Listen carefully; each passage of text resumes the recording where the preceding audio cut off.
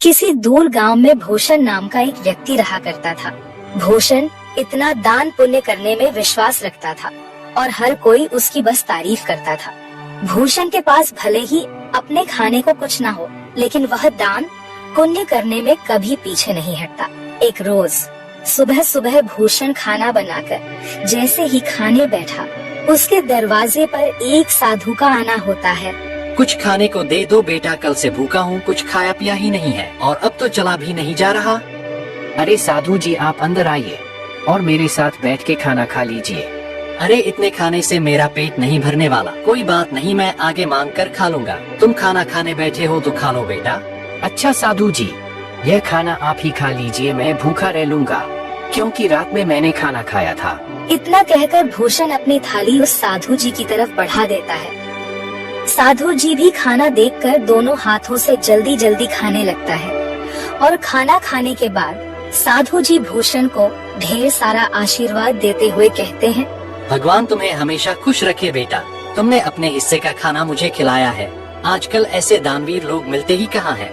तुम्हारा भला हो बेटा। इतना कहकर साधु जी वहाँ से चले जाते हैं, लेकिन भूषण को भी भूख लगी थी।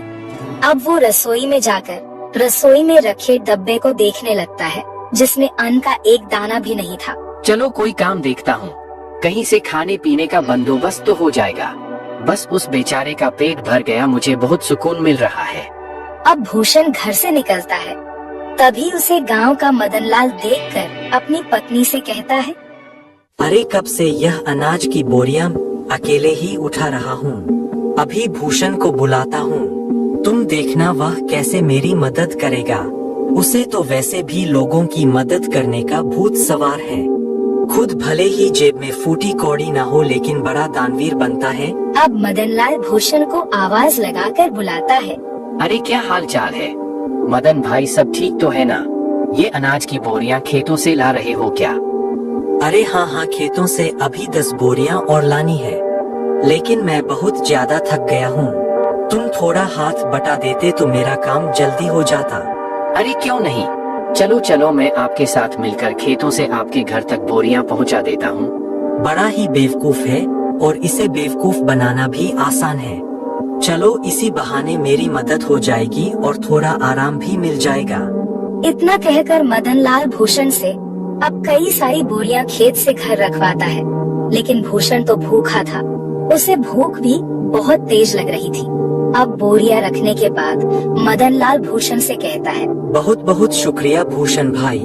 अगर तुम ना होते ना तो मुझे यह बोरियां ढोते ढोते रात हो जाती। कई घंटे बोरियां ढोने के बाद भूषण थक जाता है और अब वह उधार लाला की दुकान से राशन लेकर खाना बनाकर खाता है। अगली सुबह उसके दरवाजे पर किसी के रोने की आवाज आ रही होती है। भूषण नींद में होता है और दरवाजा खोलता है तो देखता है उसका पड़ोसी बिरजू अपनी पत्नी को पीट रहा है। अरे अरे बिरजू, तुम अपनी पत्नी को इस तरह क्यों मार रहे हो? अरे क्यों न मारूं मेरी पत्नी, मेरी मर्जी। तू कौन होता बीच में बोलने वाला? देख बिरजू, ऐसे सुबह सुबह मारपीट करना सही बात नहीं है। पूरे गांव के लोग इकट्ठा होकर यह सब देख रहे हैं, यह अच्छा है क्या? अरे भूषण बेटा, तू भी किसे समझा रहा है? इसे समझाना मतलब अपना सिर दीवार पर मारने वाली बात है। जरूर सुबह सुबह चमेली से पैसे मांगने के लिए लड़ रहा होगा। पीने को पैसे नहीं होंगे ना इसके पास। अरे बुढ़िया चुप कर, ज्यादा बोलने की जरूरत नहीं है। आजकल के बच्चों को तो अपने से बड़ों से बात करने की तमीज ही नहीं है। अरे मैं तो तेरी माँ की उम्र की हूँ और तू है कि मुझसे बदतमीजी से बात कर रहा है। लेकिन मैंने तो नहीं कहा आपको कि मेरे बीच में बोलने के लिए।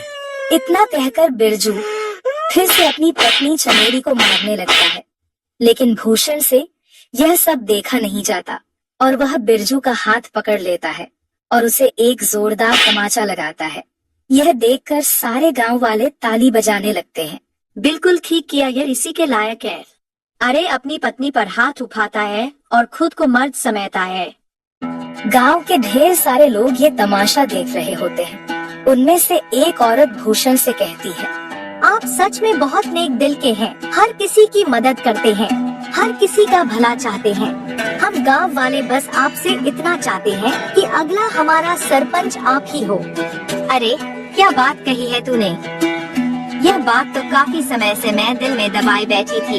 अरे हाँ हाँ बिल्कुल, भूषण भाई गांव का सरपंच बनेंगे तो गांव में विकास होगा, तरक्की होगी। उस सज्जन सिंह के पास तो गांव के लोग जाने से भी डरते हैं, और रही उसे कुछ कहने की बात तो कोई भी उसके सामने मुंह नहीं खोल पाता। भूषण हर किसी की हर तरह से मदद करता था, जिस वजह से गांव के लोग भूषण को अपना अगला सरपंच बनाने का फैसला करते हैं।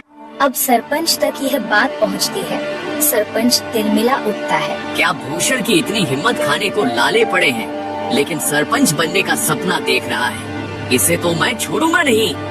अरे हाँ मालिक, और तो और गांव वाले कह रहे हैं कि चाहे कुछ भी हो जाए सरपंच तो भूषण ही बनेगा। अब आपको ही कुछ करना होगा, वरना भूषण आपकी गद्दी लेकर ही मानेगा। सरपंच अब सोच में पड़ जाता है कि वह ऐसा क्या करे जिससे उसके रास्ते का कांटा भूषण हमेशा हमेशा के लिए इस गांव से चला जाए।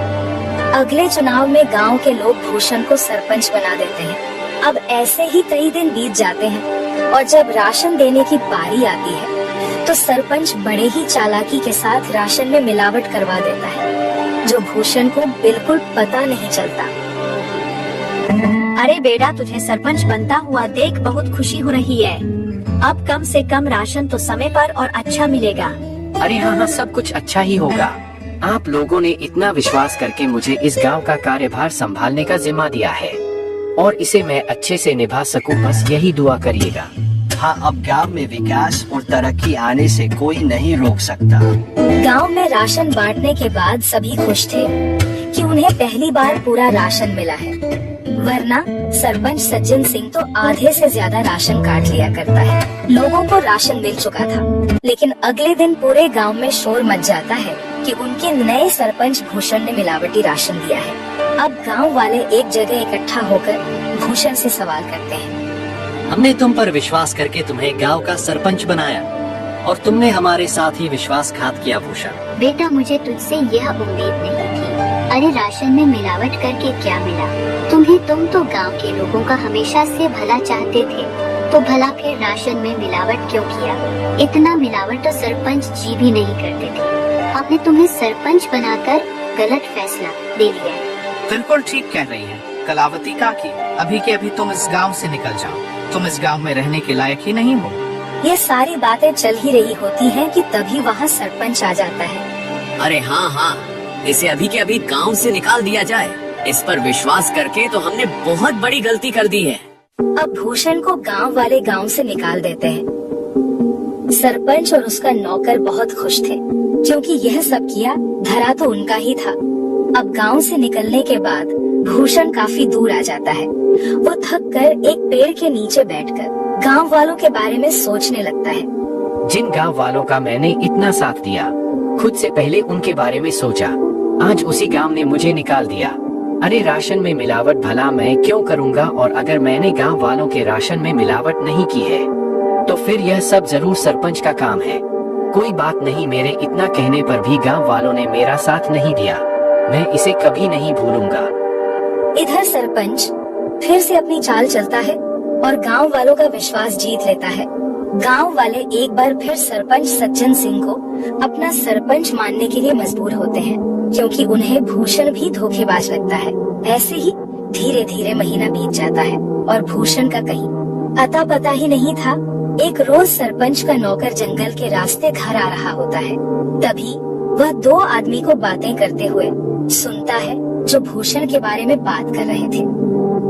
अब वो नौकर घबराता हुआ घर पहुंचता है और सरपंच से कहता है, मालिक, मैंने दो लोगों को आपस में बातचीत करते हुए सुना है। वो दोनों भूषण के बारे में बात कर रहे थे। वो जंगल में जो झोपड़ी है ना, उसी में भूषण आत्महत्या कर लिया है, और यह करीब एक सप्ताह पहले की बात है। क्या इसका मतलब मेरे रास्ते का कांटा अब हमेशा हमेशा हमेशा के लिए मेरे रास्ते से हट गया है? चलो अच्छा है। और तो और मालिक, ये बात तो गांव वाले भी जानते हैं। न जाने उन तक ये बात किसने पहुंचाई। हो सकता है उन्हीं लोगों ने पहुंचाई हो जो बात कर रहे थे। अरे गांव वाले बहुत ही मतलबी हैं। भूषण ने गांव वालों का कितना साथ दिया, और गांव वाले भी यही कहेंगे कि भूषण ने शर्म के मारे आत्महत्या कर ली। गांव वालों के साथ साथ सरपंच को भी अब पूरा यकीन हो गया था कि भूषण ने आत्महत्या कर ली है। लेकिन कुछ दिनों बाद भूषण सरपंच के दरवाजे पर पहुंचता है। शाम का समय था, चारों तरफ अंधेरा छा रहा था। सरपंच अपने नौकर को आवाज लगाकर कहता है, अरे सामने देख, जरा कोई खड़ा है क्या? मुझे तो ऐसा लग रहा है कि सामने भूषण है, मतलब भूषण का भूत। मालिक, ये भूषण का भूत ही लगता है। ये आपसे बदला लेने आया है। मैं तो चला यहाँ से, मुझे भरी जवानी में नहीं मिलता। मेरे 4 बच्चे हैं और 2 बीवियां। सरपंच का नौकर इतना कहकर वहाँ से दुम दबाकर भाग निकलता है। भूषण जैसे जैसे आगे बढ़ रहा था, सरपंच पसीने से तरबतर हो रहा था। वहीं रुक जा भूषण का भूत, तुझे क्या चाहिए? मैं तुझे सब कुछ देने के लिए तैयार हूँ, अपना घर, जमीन, पैसा, लेकिन मुझे मारना मत। मैं तुम्हें नहीं छोड़ूंगा। तुमने मुझे बदनाम किया है। अब तुम ही यह सच गांव वालों के साथ सामने बोलोगे, वरना मैं तुम्हें मार डालूंगा।